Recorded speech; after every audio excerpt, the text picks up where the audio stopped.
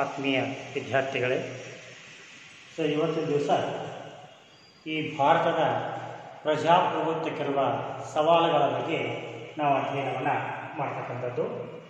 ಅದರಲ್ಲಿ ಮೊಟ್ಟ ಮೊದಲೇದು ಬರ್ತಕ್ಕಂಥದ್ದು ಅಸಮಾನತೆ. ಅಂದರೆ ಅಸಮಾನತೆ ಅಂದರೆ ಏನು ನೋಡಿ.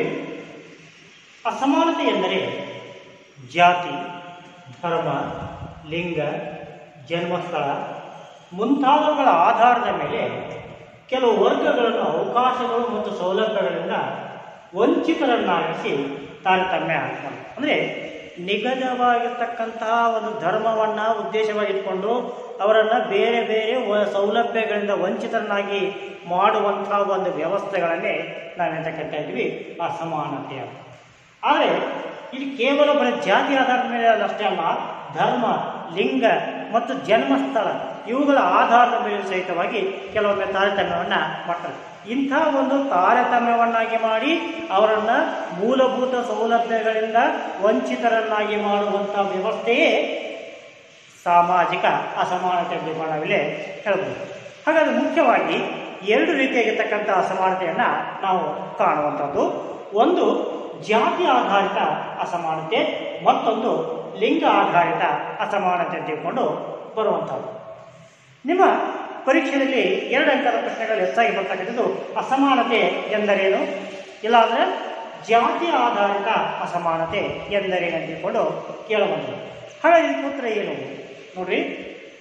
ಮುಖ್ಯವಾಗಿ ಜಾತಿಯನ್ನೇ ಆಧರಿಸಿ ಜನರನ್ನು ತಾರತಮ್ಯದಿಂದ ನೋಡುವುದನ್ನೇ ಜಾತಿ ಆಧಾರಿತ ಅಸಮಾನತೆ. ಅಂದರೆ ನೀ ಆ ಜಾತಿಯ ಈ ಜಾತಿಯ ಆ ಜಾತಿಯ ಒಳಗಡೆ ಬರಬೇಕು, ಈ ಜಾತಿಯ ಹೊರಗಡೆ ಇರಬೇಕು ಅನ್ನತಕ್ಕಂಥ ಮನೋಭಾವನೆಗಳಿಂದ ಜಾತಿ ಆಧಾರಿತ ಅಸಮಾನತೆಯನ್ನು ಸೃಷ್ಟಿ ಮಾಡುವಂಥದ್ದೇ ಈ ಅಸಮಾನತೆ ಅಂತ ನಾವಿಲ್ಲಿ ಕರಿಬೋದು.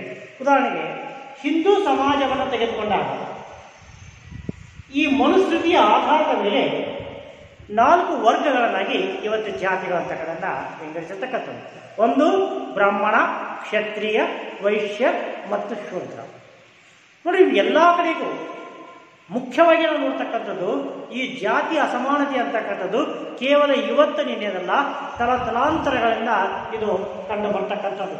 ಸೊ ಇಂಥ ಒಂದು ಆಧುನಿಕ ಸಮಾಜವನ್ನು ತೆಗೆದುಕೊಂಡಾಗ ಈ ಅಸಮಾನತೆ ಅಂತಕ್ಕಂಥದ್ದು ಅನೇಕ ಸೌಲಭ್ಯಗಳ ಹಂಚಿಕೆಯನ್ನು ಆಧರಿಸಿ, ಅಂದರೆ ಆ ಏನು ಸೌಲಭ್ಯಗಳು ಯಾರು ಹೆಚ್ಚು ಸೌಲಭ್ಯಗಳು ಕೊಡ್ತಾರೆ ಅವರನ್ನ ಮೇಲ್ಜಾತಿಯವರನ್ನಾಗಿ ಮತ್ತು ಸೌಲಭ್ಯಗಳಿಂದ ವಂಚಿತರಾಗಿರೋರನ್ನ ಕೆಳ ಜಾತಿಯನ್ನಾಗಿ ಮಾಡಿ ಇವತ್ತಿಗೂ ಸಹಿತವಾಗಿ ಈ ಸಮಾಜದಲ್ಲಿ ಅಸಮಾನತೆ ಅಂತಕ್ಕಂಥದ್ದನ್ನು ಜಾತಿ ಅಸಮಾನತೆಯನ್ನು ನಾವು ಕಾಣುವಂಥದ್ದು.